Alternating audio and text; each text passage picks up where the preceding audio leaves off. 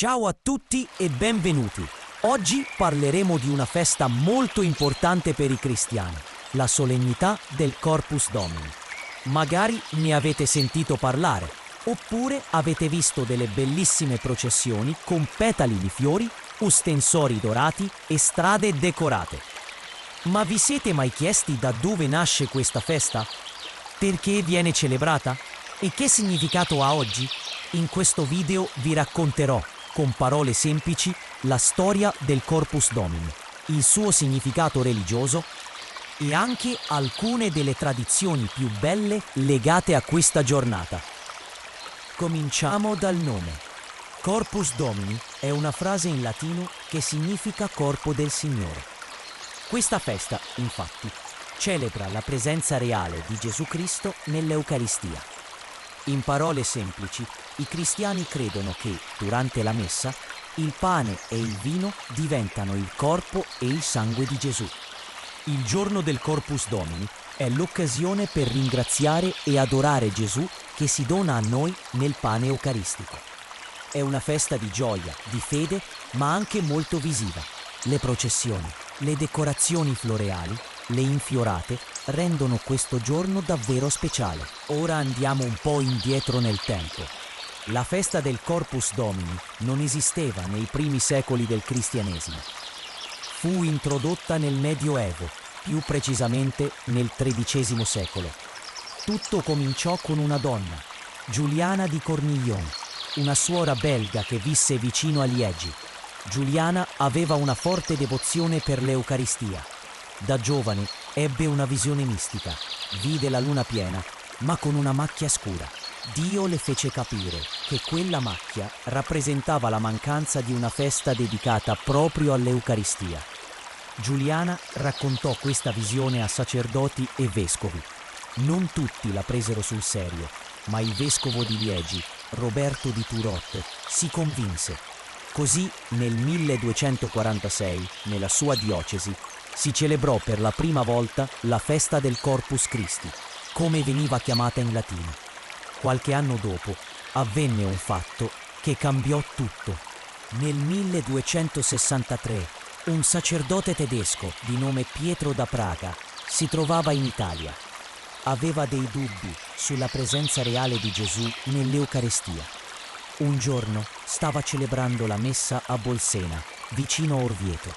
Quando spezzò l'ostia, vide qualcosa di incredibile. L'ostia cominciò a sanguinare. Il sangue macchiò il corporale, il panno sacro usato durante la messa. Pietro, sconvolto, andò subito da Papa Urbano IV, che si trovava proprio a Orvieto. Il Papa vide il corporale macchiato di sangue e lo considerò un miracolo.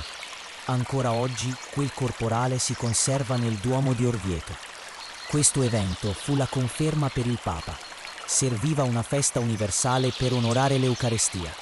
Così, nel 1264, Urbano IV istituì ufficialmente la solennità del Corpus Domini per tutta la Chiesa e per l'occasione chiese a un grande teologo, San Tommaso d'Aquino, di scrivere inni e preghiere per la messa del Corpus Domini. Dopo la decisione del Papa, la festa si diffuse poco a poco in tutta Europa. In alcuni paesi si chiamava Corpus Christi, in altri Corpus Domini. In ogni luogo, però, si celebrava con grande solennità. Si facevano processioni pubbliche, si portava l'ostia consacrata in giro per le strade, spesso sotto un baldacchino, dentro una custodia d'oro chiamata ostensorio. Era un modo per dire: Gesù è in mezzo a noi, cammina con noi, anche fuori dalla chiesa. Le strade venivano addobbate con fiori, bandiere, tappeti, coperte, e in molti paesi nacque la tradizione delle infiorate. In Italia ci sono tantissime tradizioni legate al Corpus Domini. Una delle più famose è proprio quella delle infiorate. Vere e proprie opere d'arte fatte con petali di fiori, segatura colorata, erbe e altri materiali naturali. Si realizzano veri tappeti colorati sul selciato delle strade con disegni religiosi e simboli eucaristici. Le infiorate più celebri si tengono a Spello in Umbria, Genzano di Roma nel Lazio, Bolsena, il luogo del miracolo Orvieto, con la processione storica in costume. In alcuni paesi del sud Italia si fanno anche altri tipi di cortei con cavalli addobbati, figuranti in costume medievale e bande musicali. In Spagna, specialmente a Toledo e Siviglia, la festa è molto sentita. Le strade si decorano con drappi, incenso e si portano in processione statue eucaristiche spettacolari. In America Latina, il Corpus Domini è celebrato con danze tradizionali e celebrazioni comunitarie che uniscono fede e cultura. Ma che significato ha oggi questa festa? Nel mondo di oggi, dove tutto corre e spesso ci si dimentica della spiritualità, il Corpus Domini ci ricorda che Gesù è presente, che non ci ha abbandonato. Attraverso il pane eucaristico, Dio si fa vicino, semplice, accessibile a tutti e ci invita a fare come Lui, donarci agli altri, spezzare il nostro tempo, il nostro amore come pane per chi ci sta accanto. Quindi il Corpus Domini non è solo una festa antica, ma un messaggio sempre attuale.